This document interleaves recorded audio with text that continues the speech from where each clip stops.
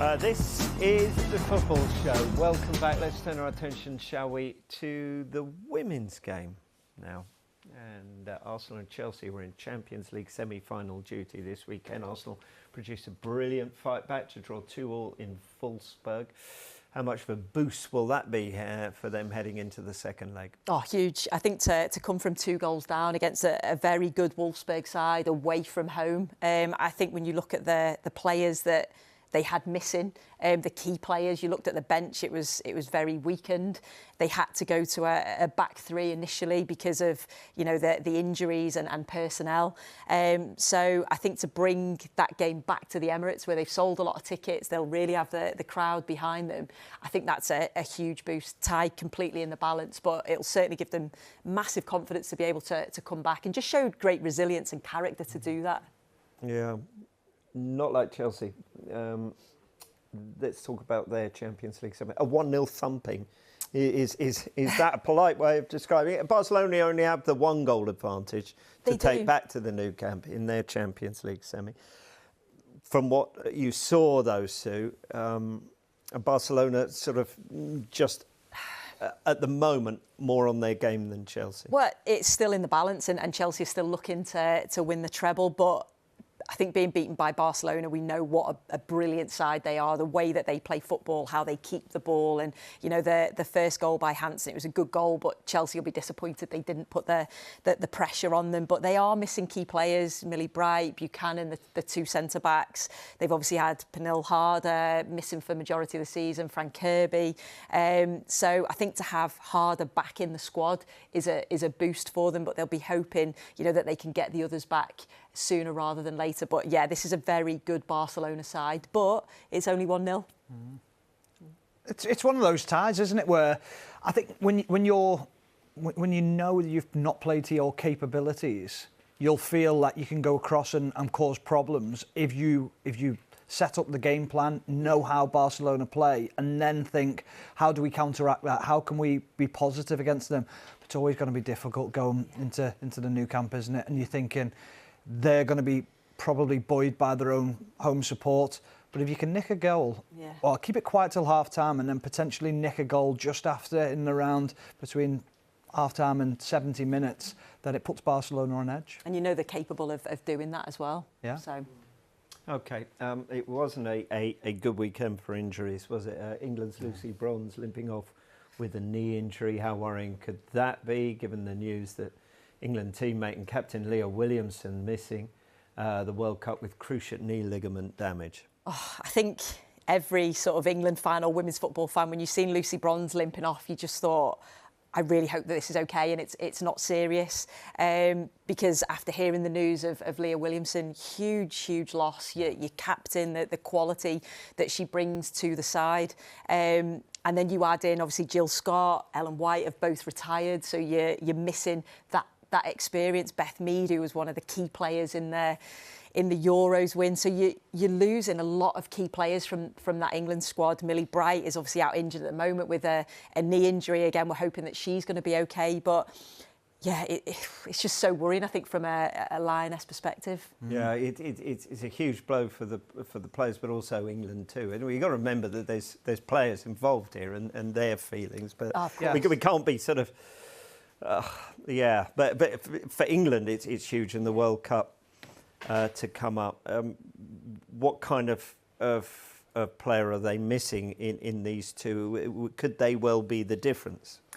I think, I think when you're missing a player like Leah Williamson, of course, she's your captain, so she's certainly a real leader.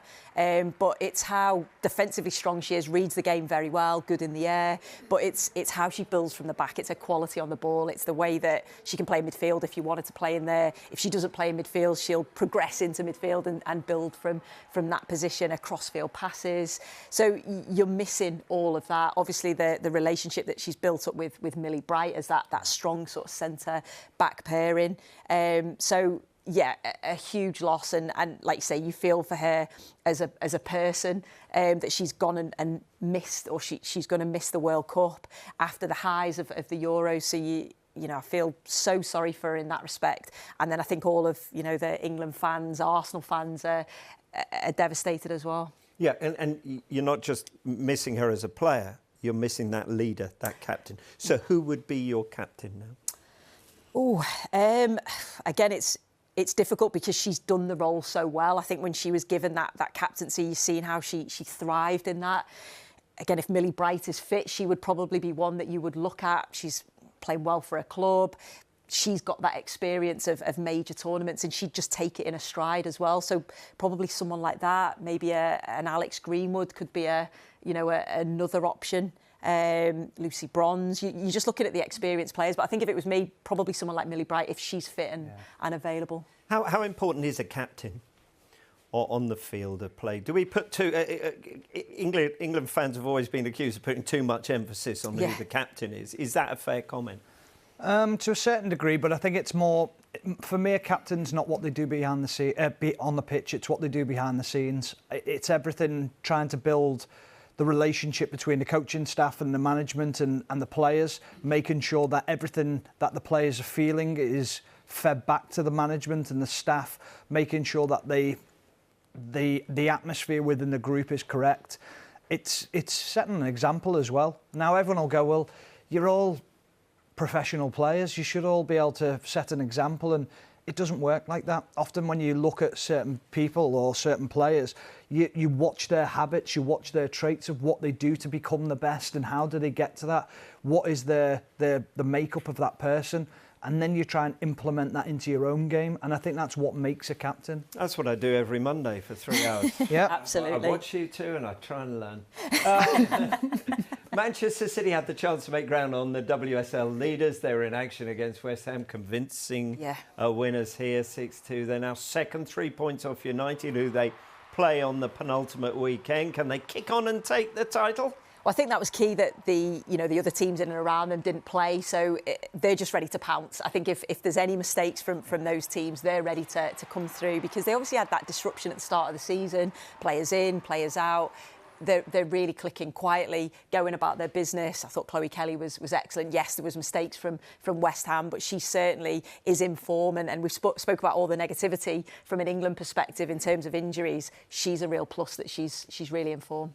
And Bristol City will be playing WSL football next season after winning promotion thanks to a 4-0 win. How big an achievement is that? Massive, yeah. A team that's really building. They were third last year.